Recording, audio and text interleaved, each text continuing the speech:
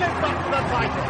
Driven out up the running, Sire Akrudi has seized the opportunity this season, and he's going to land the biggest prize of all, and lead the Derby field up to the line, and it's Ruler of the World who won the Derby. A royal win in the Gold Cup.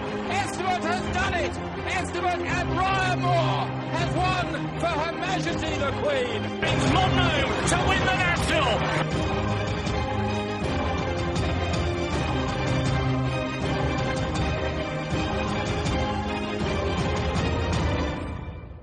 You're listening to Picks from the Paddock podcast. Welcome back, and obviously we're going to jump straight into day two, chaps, and we open proceedings with the Neptune Novices Hurdle. Chris, I'm letting you kick off proceedings. I know you've muted your interest in parlour games and you've backed it anti-post. Is this still the case? Are you still sticking with this one? Yeah, I've been on him anti-post. It was a speculative bet, an interesting sort from John Ferguson's yard. John Ferguson's not got the greatest record at the Cheltenham Festival, but he has some nice horses, and this one's got a decent profile. Going into the race on the back of two decent victories. My annoyance at this race is that Willie Mullins has rerouted Nicholas Canyon from their Supremes to run in this, and, you know, beforehand I thought he was a certainty to run in the other one, Nicholas Canyon, so I'm disappointed that he's in this, because I think Nicholas Canyon is a very big player, judged on his last success, so parlour games each way for me, you can get around 7-1. But Nicholas Canyon is a very interesting runner. My own thoughts, personally, I like the look of the favourite, the Willie Mullins horse. I think he's got a great chance, but I actually prefer another Mullins horse in Shane's Hill. Finished second in the bump. And another that I quite like is Alan King's Ord Ab Chow, if that's how you pronounce it, who has a decent win over Value at Risk as well, and would have another big each-way shout. That all being said, though, with them being number 50 and number 60, the likelihood of either of them getting in is probably slim to none. So for that reason alone, I'd probably go with the favourite. But again, the favourite's got that many different entries as well. It is just hard to pin them down.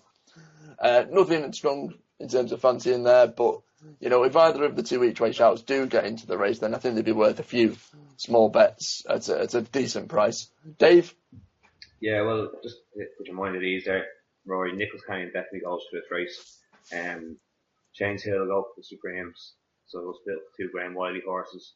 My fancy for this race is Windsor Park. We ran a cracker the last day, was staying on. With this being his main priority, Dermot Wells will have him straight for this, and 8-1 is nice in the each way price. I'm not mad with the race at the moment because there are so many horses still, multiple entered, but Windsor Park at the moment for me. And just, I heard there was a nice word for Kilcraig Vale for Mickey Henderson a couple of months ago, but I would have just like to see him have a run beforehand. So obviously that's the Windsor Park from Dave, and parlour games from yourself, Chris, and my two each-way selections if they get in, but it's probably unlikely. What we'll do is move on to the second race. It's the RSA. It's the first the first chase of the day. I'd probably argue that it's probably one of the most open races of the festival. You know, with about 2 or 3 horses vying for favouritism. You know, with it being one of the most open ones, it's one that I'm not overly sure where to place my pennies. This market really hinges on whether Don Foley goes here or the 4 miler. If he goes here, you'll have co-favourites nearly of 3 between Don Foley, King's Palace and Coney Gree. There's nothing really between them, I don't think. Don Foley free last year, and he has that course and distance form, winning the Martin Pipe last year. So I'd probably come down on him, but again, 3-1 at this stage, not certain a runner. I know you're non-runner money back, non-runner no bet, sorry. But yeah, Don Foley's favourite should win if he turns up. Now, Chris, I'm going to bring this up before I come to you as well, just because we spoke about it the other night. Coney Gree's second, third favourite here, but still has an entry in the Gold Cup, I think.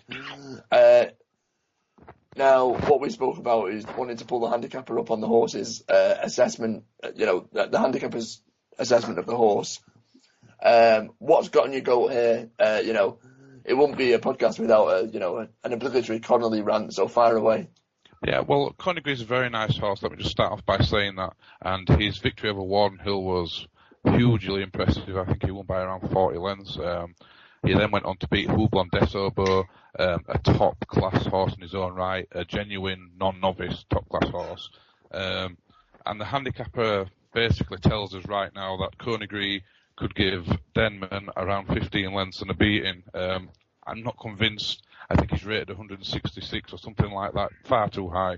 I'm not convinced he'd have beaten Denman at this stage either, but, you know, the English handicapper has gone way overboard. I noticed Ruby Walsh saying something very similar about Conagry, and he in fact went on to tip Conagry in this race if he turned up, hoping that Don Pauly went in the 4-miler. He can't see past Conagry.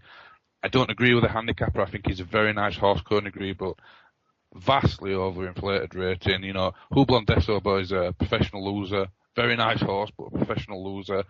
Warden Hill, you can say what you will about him. Anything above 160, though, I mean, you're talking, he's bordering on Gold Cup class. He could well run justifiably in the Gold Cup off his rating. I think he only has around £6 to £8 to find with Sylvain Nyarko Conte. We're talking about, you know, a dual Grade 1 winner, a dual King George winner, I beg your pardon, in Sylvain Nyarko Conte, a Grade 1 winner at Aintree, a Grade 1 winner here, there and everywhere. You know, the handicapper's saying he has around, well, less than £10 to find. I think it's madness. Personally, like King's Palace before this, I hope Conagry goes in the Gold Cup, because if he does, he shouldn't be beaten very far. But, you know, Don Pauly, King's Palace, Conagry, they're the ones to be on. I'm not going to bet, but if Conagry turns up, I expect him to win. Otherwise, my knives will be getting sharpened for the handicapper. So that's our thoughts on the RSA. Moving on, chaps, and moving on to the next race. We're going again to the first handicap of the day. It's the Coral Cup. Still an absolute ton of horses left in this, so it's difficult to narrow them down at this stage. However, you know, if truth be told, and I think, Chris, you have the same thought process as me, but I do like Call the Cops. However, he's entered in another race as well. I was all for Bayan. However, it's race at Auteuil last time out where he finished 6th. It didn't inspire anything. Quick Jack's a horse that, you know, has been there or thereabouts, and a lot of people have talked about it. But again, it's not one I'm overly convinced about. What I would probably do with this, if I was to have to have a bet now, obviously non-runner, no bet, so it's okay if it doesn't get in. But, you know, at a relatively decent price, I actually like the skeleton horse, Shelford. It fell last time behind Lammy Surge, which, you know, in a 4-runner race, it doesn't, you know, bode well. Prior to that, lower 4th behind Bayan in a big handicap, and 2 wins previous to that. You know, I think it could be a bit of a forgotten horse. I think 20 to 1 is probably a fair enough assessment. With the obligatory, there's going to be an absolute mammoth field, and I don't think that'll put this horse off at all. 20 to 1, small each way bet, that'd probably be the one for me. But an absolute ton of them with lively chances. Dave? Yeah, no, it's not really a race that's kind of taking my eye at the moment, and just the horse in there, Get Me Out Here, who I absolutely adore. It's been so unfortunate to just bump into horses here, there and everywhere. Second in the Supremes, second in the Coral Cup last year. Back again for a crack at it. John Joe's horse come back to form, 25 to 1, that'll do me. Chris, anything in it? Yeah, there's a couple I actually like. You know, you touched upon Call the Cops, who ran last week. He beat a pipe horse. I was keen on him that day. I thought the step-up in trip would be the making of him, but he seems to be going towards the Pertemps. I think he'd struggle to get into this anyway. And Activial makes plenty of sense to my eyes. I think he's been very unlucky in the way the races have panned out the last twice, and you know, I think he's a genuine big player. Another one with a good chance if he turned up would be Garde La Victoire. He's around 25 to 1. It's very tough to say where they're going to run, but Garde La Victoire at 25 to 1 is a huge price. And another one with solid claims on the form book would be Kilcooly. He's 33 to 1. I'm not convinced he'd run here, but 33 to 1 is a little bit of a liberty. But on what I know, definitely for me, Garde La Victoire each way and Activial, I think at 12 to 1 he's too big. Okay, so that's our thoughts on the Coral Cup. Moving on, chaps, and it's the big race of the day on day 2. It's the Queen Mother. Another race that seems relatively wide open. If anyone's been listening to our podcast for a good while, they know how much I've been raving about Cider Crugy, and when it unseated on its seasonal reappearance, I could have cried. I've been swayed by that, I'll be honest, and I've ummed and ahed as to whether to stick with the horse. His run after that was really impressive, and I've got to be a man of my convictions, and I've got to go with Saida Gruji. If anything was to trouble it, I probably wouldn't go with the favourite, although I still think the favourite's got a cracking chance, Sprinter Sacre. I think Mr. Mole's probably a bit of the forgotten horse. At a price for some bookies is 10-1. I think that's probably too big. Champagne Fever's been absolutely backed in, and Dodging Bullets really hasn't done anything wrong. It's definitely a big open race between the top 5 in the betting, but I've got to be a man of my convictions and stick with Saida Gruji. Chris, I'm coming to you first. Sprinter Sacre, it hadn't been on the track for a good while. It finished second last time out. Do you think the horse deserves its favourite spot based on what it's done, even finishing second this year? Oh, absolutely not. The favourite, as we look at things right now, should be Saida Gruji. Give plenty of weight away last time, and yes, it was a handicap. People will point to the handicap thing as maybe a little bit of a slur, but he was impressive. Like I said, he gave plenty of weight away, and he jumped really well and travelled well. He's entitled to improve bundles for that run, and I'd expect him to. That was the time before that when he unseated. It was just unfortunate. He was travelling well. He may have been beaten at the time, but it was a series of errors that got rid of him. The confidence went. He showed that was just a blip, and he should be the favourite. Sprinter Sacre, the high horse. He was given a very tender ride behind Dodging Bullets last time. That was very off-putting for me watching. Why would you be so soft on a horse who's supposedly so good? He's a great horse on his day, but I think Barry Geraghty being so soft, that was worrying for me. And he also bled, which I know a lot of people like to say how common that is, but he was given a very tender ride, so there are enough concerns for me to say Sprinter Sacre is one to avoid. From what I've heard or word on the grapevine, and from talking to people and so on, by all accounts, there was an open day at Henderson's Yard, and a lot of people kind of looked at Sprinter Sacre and thought it's a bit of a shadow of its former self. I mean, obviously it's been off the track for a while, and obviously bar its last run. But in terms of just the way the horse looked relatively recently, I think this is about a month or so ago, and by all accounts, Sprinter Sacre just didn't. It looked fit. It just didn't look as well as it has done. Whether or not in the month leading up to the festival now it's got more about it, got a bit more scope perhaps, who knows. But I would say this now, if there is any bookmaker offering odds about Sprinter Sacre not finishing the race, if the decent price, and now don't get me wrong, I don't wish anything bad on the horse, I don't want the horse to fall, but if the horse is as unfit as some people say, I could see the favourite being pulled up. So if there is any bookies offering money, I would take a little bit of that. Might be a bit harsh, but Dave, where's your money going? Yeah, this race, there's often said about this race, and I have a feeling it's going to cut up awful. Hidden Cyclone's already been said today that Sharks send them to the Ryanair, which is against my anti-post portfolio, but sure, what can you do? Bob Say is going to go to the Ryanair, but Cassandra might go to the Ryanair, so John Spirit, Paddy Casey, Don Cossack. It's going to cut up really bad.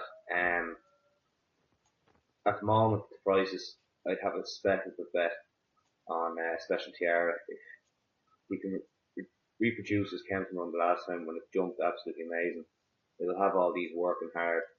I might just sneak a place at 25-1, be a small speculative bet.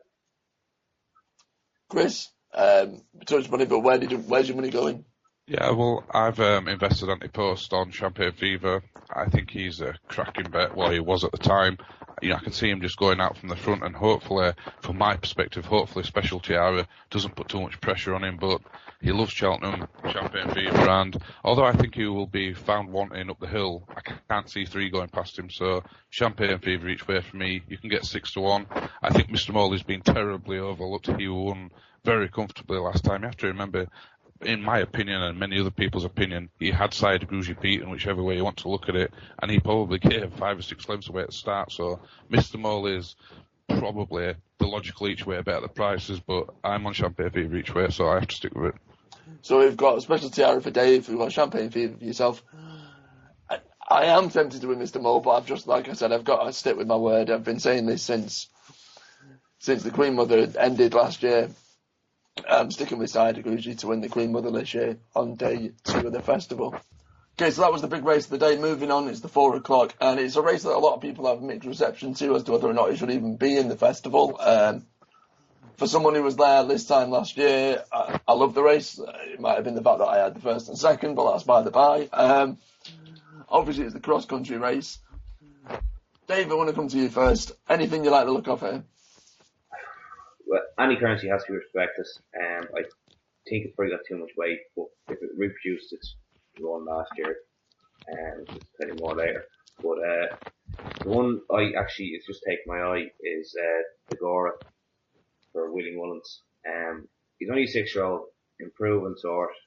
Finished 16 lengths behind Fox Rock at Leopardstown last time out. And obviously, he's never run over this extreme trip or anything like that. But if he does go, he will not be the price he is now. He'll be a lot shorter. He's currently best price 20 to 1. I'll have a little each way bet on that. But it's a poor race this year. Chris, your thoughts on this one? Yeah, I think any currency is an absolute certainty for the places. A reproduction of last year's run behind the mighty Balthasar King would probably be enough to win this, and at 5 to 1, he's a specialist at this sort of discipline, so 5 to 1, you get your money back if you come second or third. It's an absolute certainty to come in the top 3.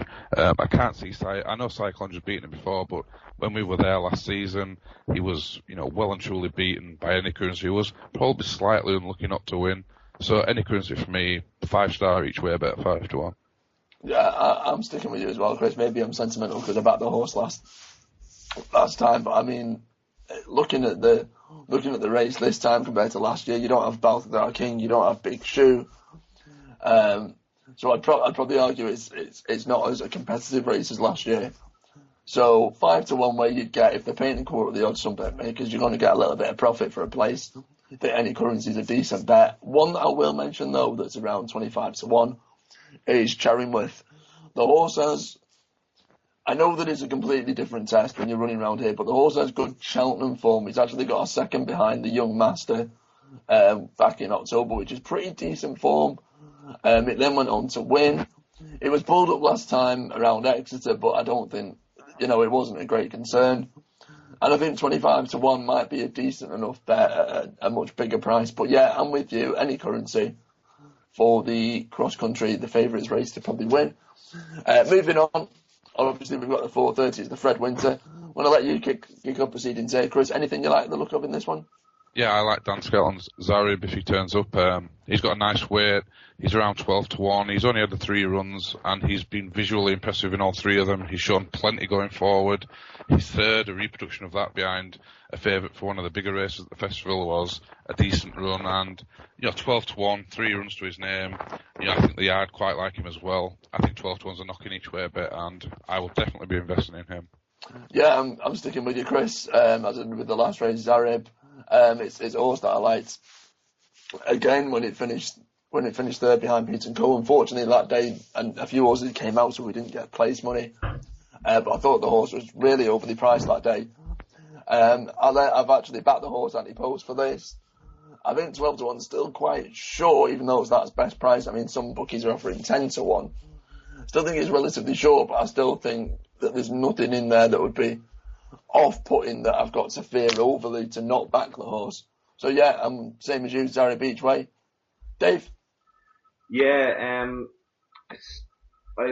keen on Zarib as well, but I try and give a bit of a different angle into it. The one I like is Prussian Eagle.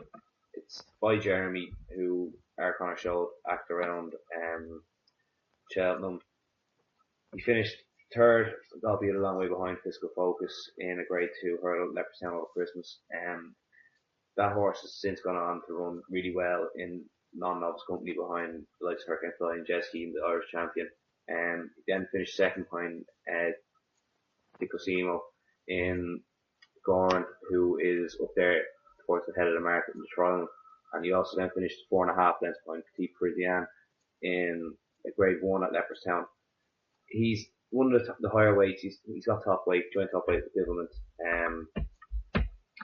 of John Ferguson's. But I think he should run his race. He's a hardy sort coming from the flat, and he should run a big race. And I'd be disappointed if he wasn't in the first 4.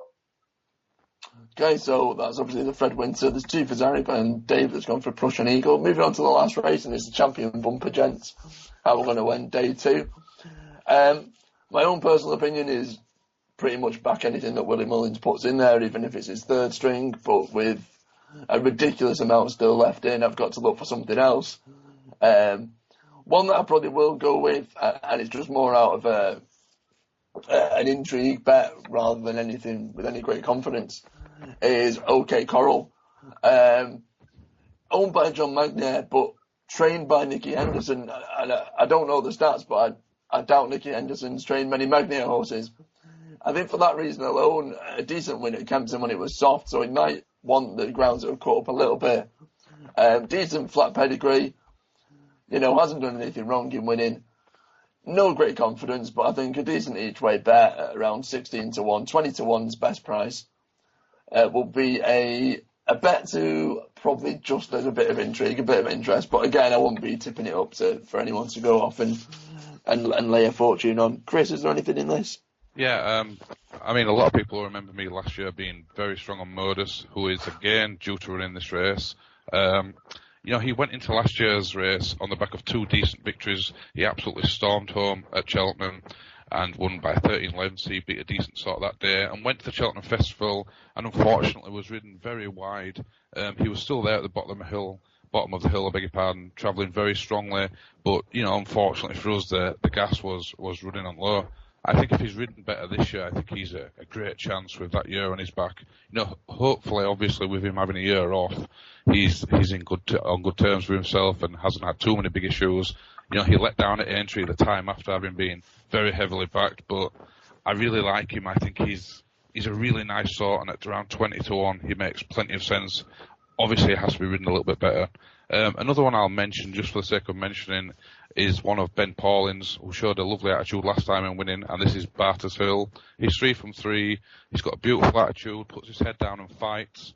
And, you have to respect him. He's around 25 to 1. He's likely to be up there with the pace, and he's a tough nut. So 25 to 1 is overpriced, but Modus for me each way at 20s if he turns up. And Dave? Yeah, it's kind of hard now at the moment with he's still in there. I think they're only going to send 4 over. And Keegan's are going to send 2 over as well. So it's kind of hard to see which way they're going when you see jockey bookings and all that kind of stuff, making your mind up. Vigil has to have a good chance. He ran the race last year, finished 5th. Pat Mullen takes the ride this year, and about 12 to 1 for he rates the chance very well. There's a talking horse in this race as well. It's been going on for the last while. Elliot is very keen on this, and it comes from an interest in ownership of Diane Walters, who owned Oscar Whiskey and Whisper and the likes of them. Jetstream Jack is the name of the horse. He's about 25 to 1 William Hill at the moment, best price, and been backing it from 33s over the last week or so. He won his only start very well, and second horse has come out in Frank that form since, so I'm taking a chance on him. Okay, so you've heard our thoughts on the Champion Bumper and our thoughts on day 2. Coming back after the break. You're listening to Picks from the Paddock podcast. Stay updated by hitting that like button on our Facebook page and follow us on Twitter @PicksPaddock.